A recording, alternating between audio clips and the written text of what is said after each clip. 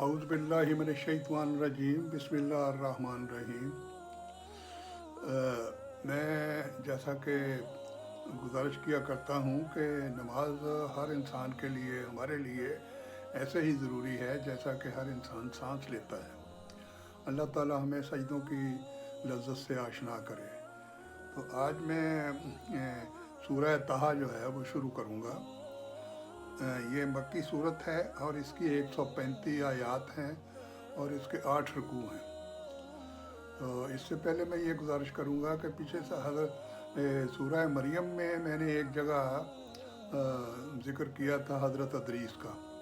تو وہ میرا بیٹا جو علی حسن یہاں انگلینڈ میں رہتا ہے، اس نے مجھے ایک میری غلطی پوائنٹ آؤٹ کی کہ میں نے جب حضور علیہ السلام کا معراج کا واقعہ اس میں تھوڑا حضرت ادریس کے حوالے سے بیان کیا کہ وہاں پر جبرائیل علیہ السلام نے حضور علیہ السلام کو، نبی اور آخر الزمان کو، حضرت ادریس سے ملوایا تھا، لیکن مجھ سے سیون لاشعوری طور پہ ادریس کی بجائے اسماعیل کہہ ہو گیا۔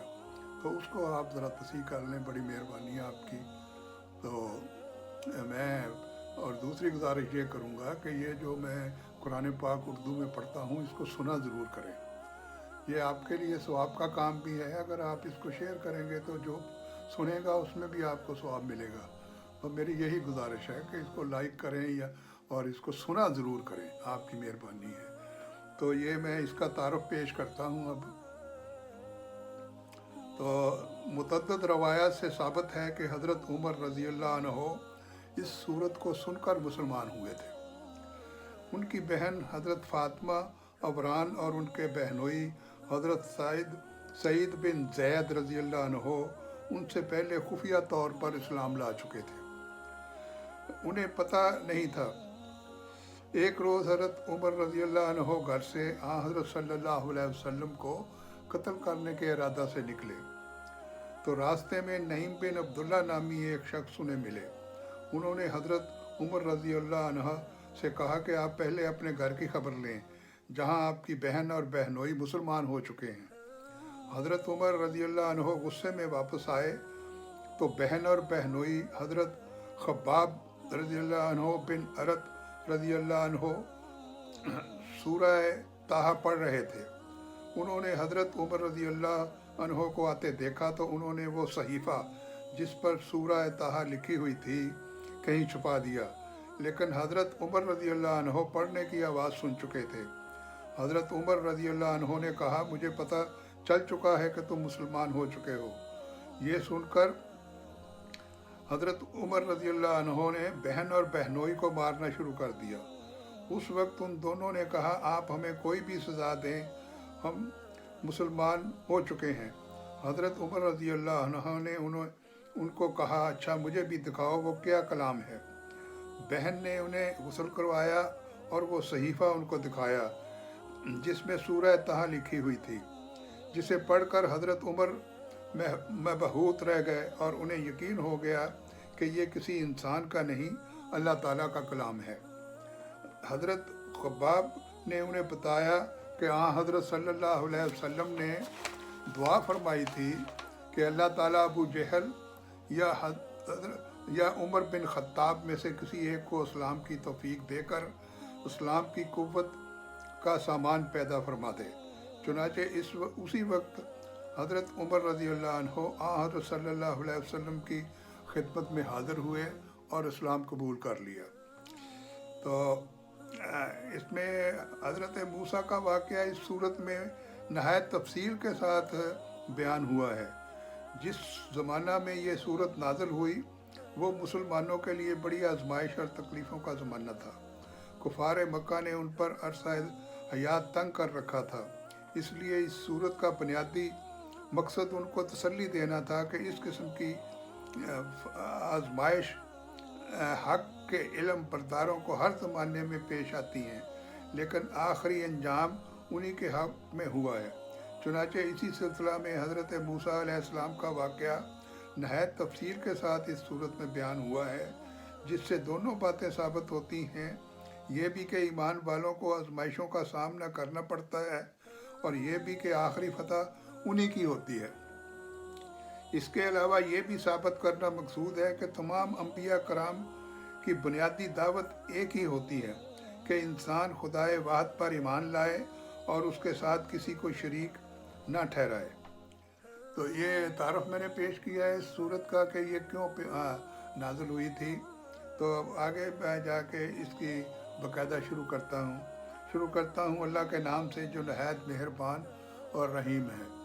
तो आयत नंबर 1 ताहा जो सूरत का नाम है। बाज़ मुफस्सिरीन ने फरमाया है कि रसूलुल्लाह सल्लल्लाहु अलैहि वसल्लम के इस्माए ग्रामी में से एक नाम है ये, और बाज़ मुफस्सिरीन ने फरमाया है कि ये उन हरूफ मक़ताआत में से है जो मुख्तलिफ़ सूरतों के शुरू होने में आए हैं और उनके ठीक ठीक मानी अल्लाह ताला के सिवा कोई नहीं जानता। तो आयत नंबर 2, हमने आप सल्लल्लाहु अलैहि वसल्लम पर कुरान इसलिए नाज़िल नहीं किया कि आप सल्लल्लाहु अलैहि वसल्लम मुशक्क़त में पड़ जाएं। तफसीर इसकी है कि आप सल्लल्लाहु अलैहि वसल्लम की ज़िम्मेदारी सिर्फ पैगाम पहुँचा देने की हद तक है। अब अगर ये लोग ईमान नहीं ला रहे तो आप सल्लल्लाहु अलैहि वसल्लम इनके पीछे ख़ुद को हलकान न करें।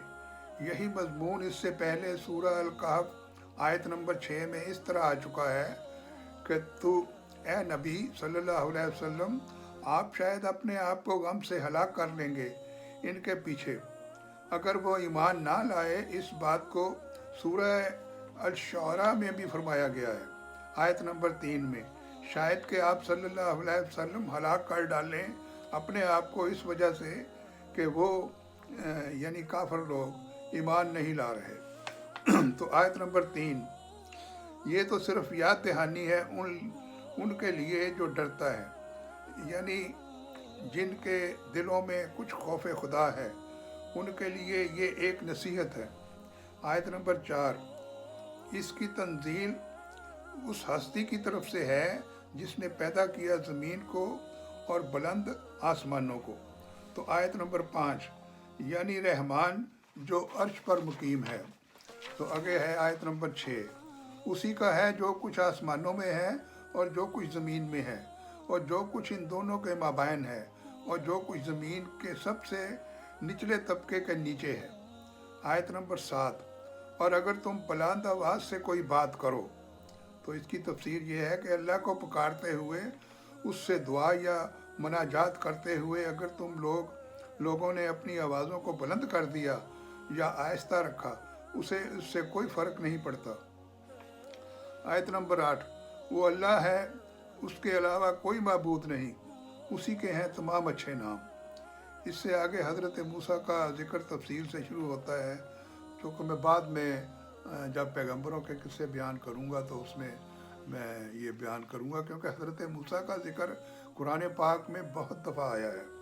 तो आगे है आयत नंबर 15, और ये बात आयत नंबर 14, यकीनन मैं ही अल्लाह हूँ, कोई और माबूद नहीं मेरे सिवा, बस तुम मेरी बंदगी करो और नमाज कायम रखो मेरी याद के लिए। तो आयत नंबर 15, और ये बात भी याद रखो कि बेशक क़यामत आकर रहेगी। तो ये मैं यहाँ ये अर्ज़ कर रहा हूँ कि सुन गाफल घड़ियाल ये देता है मनादी, गर्दों ने घड़ी उम्र की एक और घटा दी। तो क़यामत आ रही है, अपने आप को जो भी हम ठीक कर सकते हैं कर लें, नमाज, ज़कात, सदका, खैरात से, क्योंकि अल्लाह के पास पेश होना है। तो हमारा दामन कुछ थोड़ा बहुत नेकियों से भरा हुआ हो। वैसे तो हम सब गुनाहगार हैं, लेकिन बख्शिश तो उसने करनी है, तो कुछ ना कोई सामान ज़रूर लेके जाएं उसके पास। तो बेशक क़यामत आकर रहेगी, मैं इसे मख्फी ही रखूँगा ताकि बदला दिया जाए हर जान को जो उसने कोशिश की हो। तो आयत नंबर 16, तो देखना कहीं तुम्हें इससे रूगर्दा ना कर दे कोई ऐसा शख्स जो इस पर ईमान नहीं रखता और जो अपनी ख्वाहिशात की पैरवी करता है, अगर ऐसा हो तो तुम लोग हलाक हो जाओगे। तो इससे आगे फिर जो है आयत नंबर 98 तक हज़रत मूसा का वाक़या बयान हुआ है। तो मैं इसको यहीं ख़त्म करता हूँ। तो इंशाअल्लाह اگلے چیپٹر کے لیے پھر حاضری دوں گا۔ اللہ تعالیٰ آپ کے لیے آسانیاں پیدا کرے۔ اللہ حافظ۔